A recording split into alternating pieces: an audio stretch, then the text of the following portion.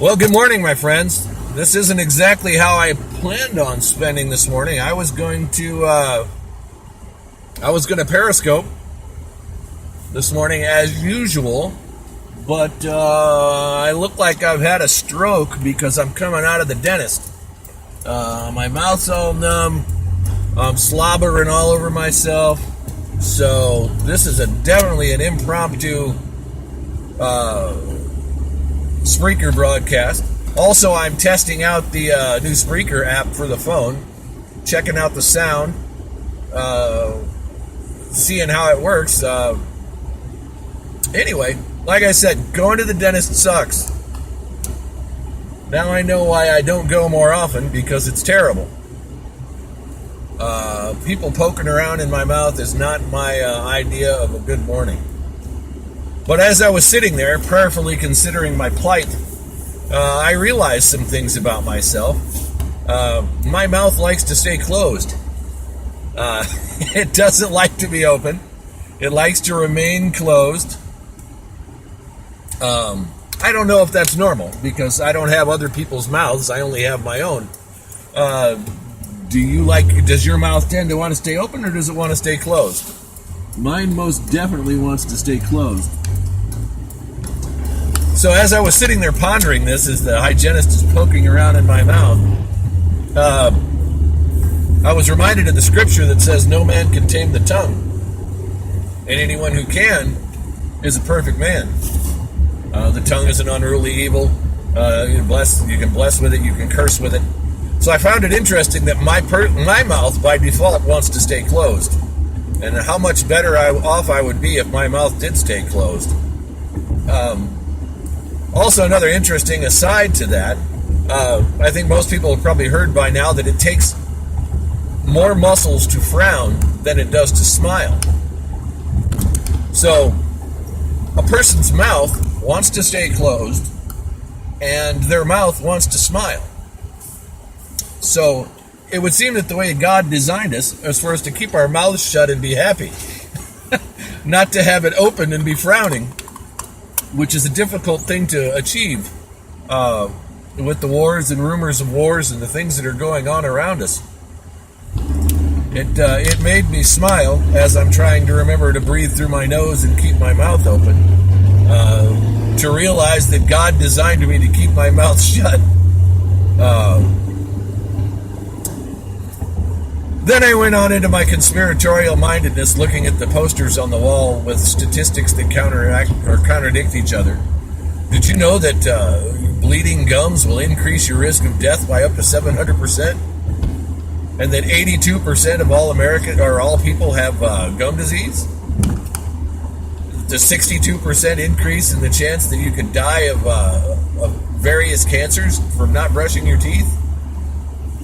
I should have taken a picture of the poster, because I seriously doubt that all the numbers on all the posters that I was looking at actually jibe with one another if you were to sit down and break down the numbers.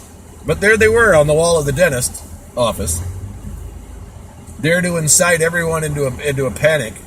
I mean, a pregnant woman who was sitting there would leave there thinking that there's a 65% chance that her baby is going to be born underweight because she doesn't brush her teeth enough. It really was that ridiculous, and I probably should have taken a picture. But I did not. I wanted to get out with my droopy cheeks and get on with my day. Other things in the news today, other than me going to the dentist, it looks like Bernie Sanders is pitching his single-payer bill to Congress, which we knew this was coming, even though the Democrats have been telling us for years that we'll never go to single-payer. Well, it's not going to happen. Don't worry about it. There'll never be single-payer in America. Well, sure there will.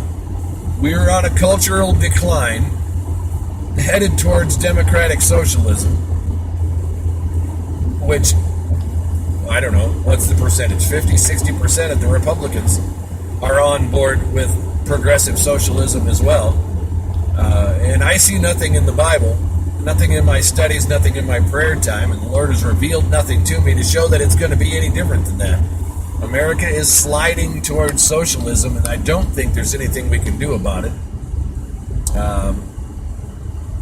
Single payer is just the next step.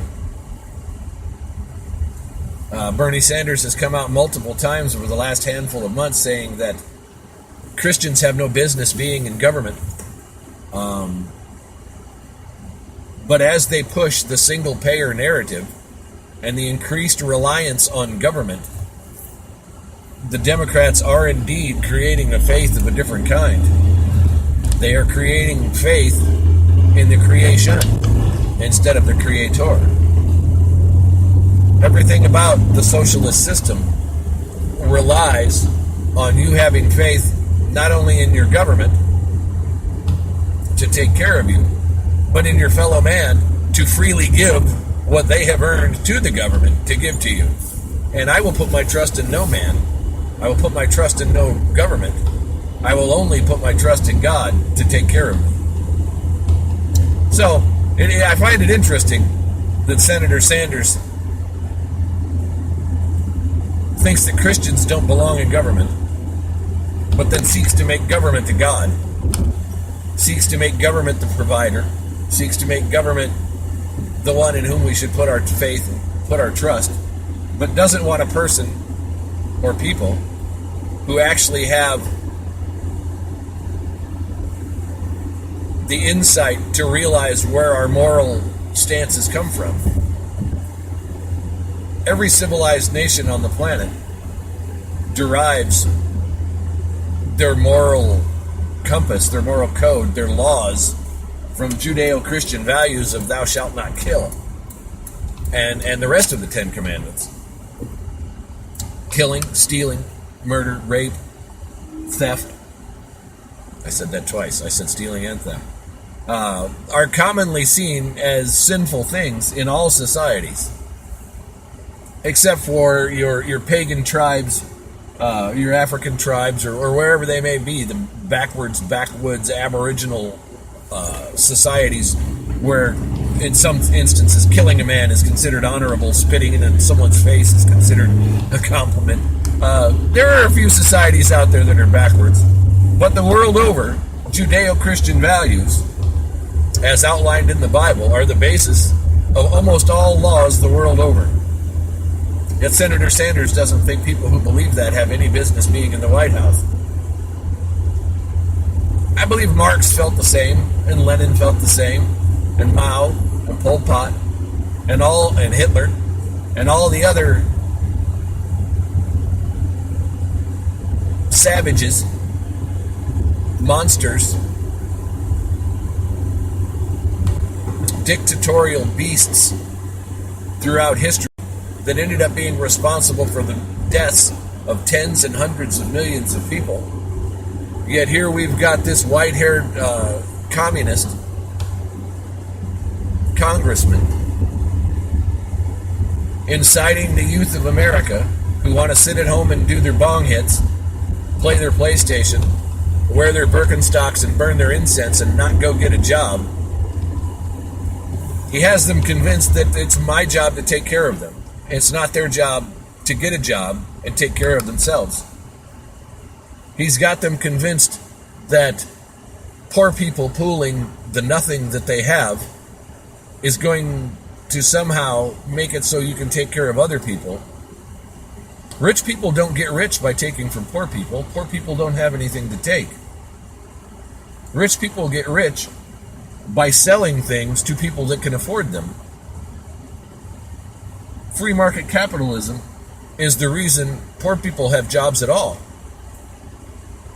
I forget the exact percentage, but it's something like the top 5% of wage earners in America pay 90% of the tax.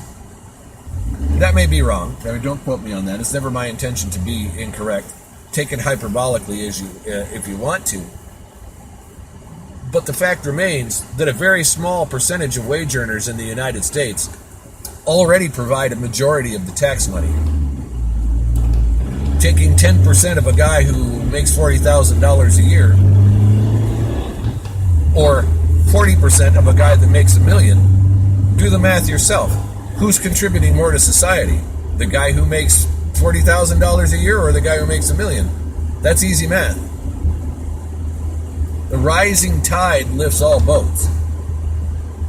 Socialism doesn't work. It's never worked. It never will work. And don't throw up the example that it works in Denmark, where cars cost 3 times more than they should, and the economy is basically falling apart. Denmark is smaller than the city of Phoenix. There are no demographics to be considered, no geographical limitations. It is basically like saying because socialism works in one city in the United States, that it will work across the entire expanse of the fruited plain, and that 350 million people can be brought under the thumb of something that just so happens to work in one very specific place. Denmark will also collapse. It will also crumble financially, and socialism will prove to not work, as it always does. They can only take your money for so long, and once you've taken all the money from the people, the businesses will collapse. And then the only way we will be able to receive the goods and services that we need will be from the government providing them for us. And once the government is in charge of literally everything, all the food, all the health care, all the medicine, your cars, your homes, your job, and a neurosurgeon makes the same amount as a guy who's flipping burgers down at the McDonald's, the government will have total control. And when the government has total control, then they begin to eliminate people that they can't afford to feed. That is how all of the communist regimes of history have crumbled. Because socialism, which leads to communism, is not sustainable. Never has been, never will be. But that is what your Democratic Senator, Bernie Sanders, has been preaching and teaching and spinning in the halls of Congress. Don't believe it.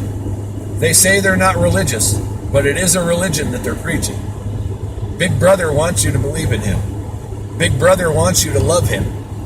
Big Brother wants you to bring your tithes and offerings into the storehouse of the God of big government. Oh, he wants your money. He wants your faith. He wants your love. And he'll get it. If you don't read the Constitution, if you don't study, if you don't pray, if you don't learn where our rights come from. Our rights are endowed by our Creator. They're not endowed by the government. The government doesn't give me the right to say what I've said here today. God gives me the right to say what I've said here today. And the United States government or any other magistrate the world over doesn't have the right to take it from me because God gave it to me. I don't need a law to tell me that I can carry a gun. Jesus Christ told me to sell my cloak and buy a sword 2,000 years ago. That's my gun permit. It was reiterated again in the Constitution, in the Bill of Rights, that I am not only allowed, but it is my God-given right to bear arms, to protect myself, to protect my country, to protect my family. And the Democrat Party, the progressives, the left in America will not take it from me. And they will not convince me or anybody within range of my voice, if I can help it, that Christianity is destructive and that the spiritual wickedness of liberal progressivism, which is in itself a religion, is the best way forward for the American people. That's it for my post-dentist rant. My lips are numb, my face is droopy.